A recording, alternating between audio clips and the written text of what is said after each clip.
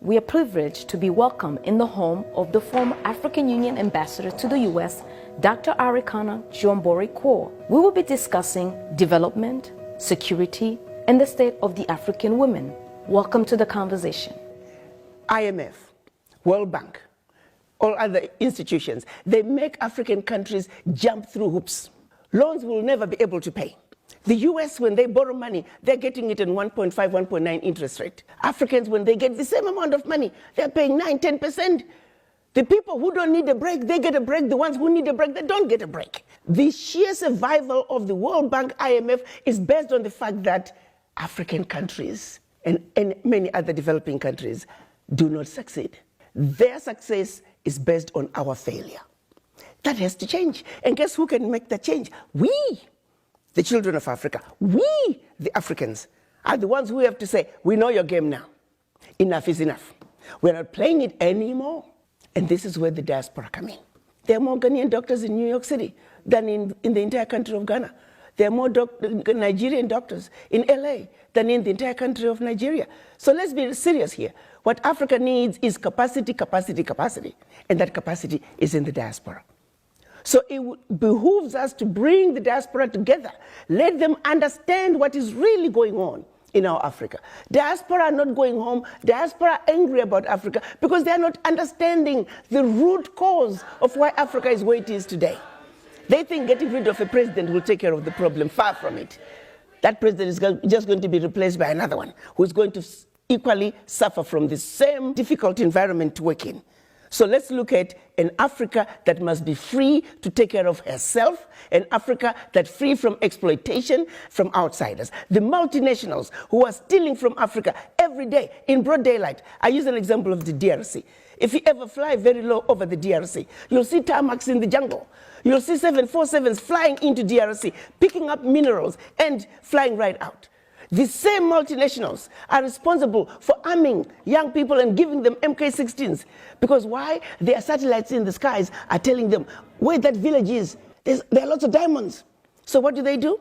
Arm young people, drag them up, and send them to go chop off a few heads. The rest of the village runs away, so they come behind and do their illegal mining. We black people must understand what is really going on. Because what we are shown instead is, oh, look at those Africans killing each other. There are some serious games that have been played in Africa for far too long.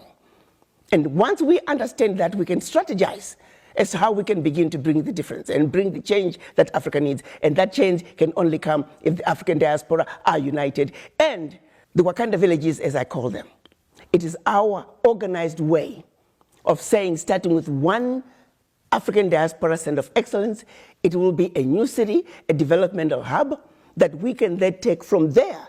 Every sector is developed. Take healthcare. How many doctors do we need in this region to take care of this many people? We pick up education, same thing. We pick up engineering. We pick up electricity. How many megawatts of power do we have in the region? How many do we need? Be it solar, be it wind, be it hydro, be it geothermal, be it nuclear. I want to bring you back to West Africa. President Alassane Ouattara made a declaration that the franc CFA will be replaced with the ECO. But many will argue that because there's still foreign reserves being placed into French economy, it's just the same currency, different name. Absolutely. I agree with that. The question I had right from the get-go, first, is pegged to the euro. Secondly, it's still going to be printed in France. Third, they may try to say we are eliminating the colonial tax, but they're replacing it with the foreign exchange tax. These countries are very capable of negotiating their own deals. Their funds don't have to go through the French central bank. Even countries wanting to trade with African countries, they don't have to go through French central bank. So there are all those technicalities that are just stupid. What's needed is complete separation. France has got to get out of Africa, really, honestly. Enough is enough. To take $500 billion out of Africa. I mean, it is insanity of the highest order. In countries that are supposedly poor, and making those countries fund French education, French healthcare system, create jobs for French youth while we are struggling in our country. It's no longer sustainable. President Macron needs to wake up and smell the coffee. And the African youth are the ones he's going to have to deal with. The African youth are not taking it anymore. They want what belongs to them. Financial institutions, them too. If I had my way, All the African heads of states should stop paying back any loans that were given by IMF and World Bank. Those loans have been paid gazillion times over. Many people in the diaspora are wondering, yes, you're no longer the ambassador to the US, but they would like for you to take up the position of the African Union Commission. I have to say, when the drumbeat was getting louder about me becoming the chairman of the African Union, I disregarded it because it's nothing that I've ever thought about. But increasingly, as we are looking at the implementation of the African Continental Free Trade Area, you have to understand the role of the African Union Commission is to be the implementer of the decisions that are agreed upon by the African heads of states. So it's important that we not get a career diplomat who's now only looking for their next position. We need somebody who can think outside the box. We need a business-minded person because people are dying, my dear young child. We've got to realize that children are dying every day. Women are dying every day. Millions of youth are unemployed and we're too busy being diplomatic, not hitting the nail in the head.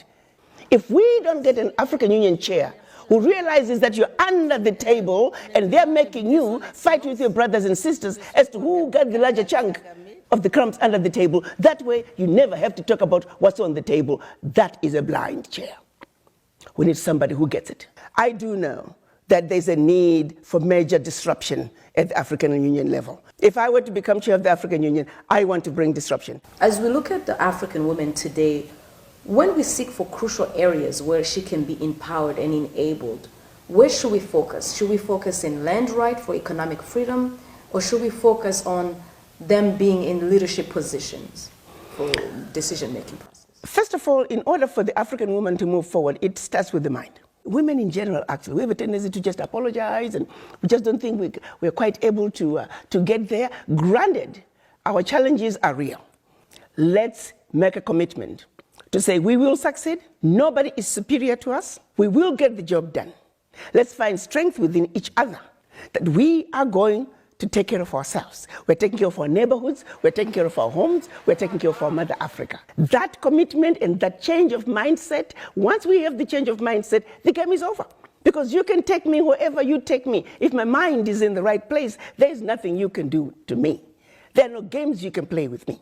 On that very point, what is your view on gender equality, in the African context especially? In African culture, we, the women, have always ruled. The men might think that they have ruled, but behind the scenes, it was always us. I like to share the story of Nanaya Asantewaa. She was the gatekeeper of the Golden Stool in the Ashanti Kingdom.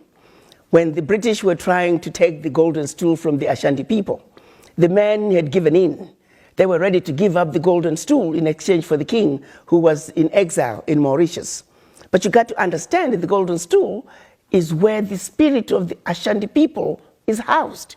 So when you give up the Golden Stool, you have given up the spirit of a people. Our men, our Ashanti men, were ready to give up the spirit of the Ashanti people. Nanaya Asantewaa, as the gatekeeper of the Golden Stool, she said, absolutely not. And let me paraphrase her speech. She said, I shall call upon all my female sisters. We will pick up arms and we will fight the British till the last one of us is down.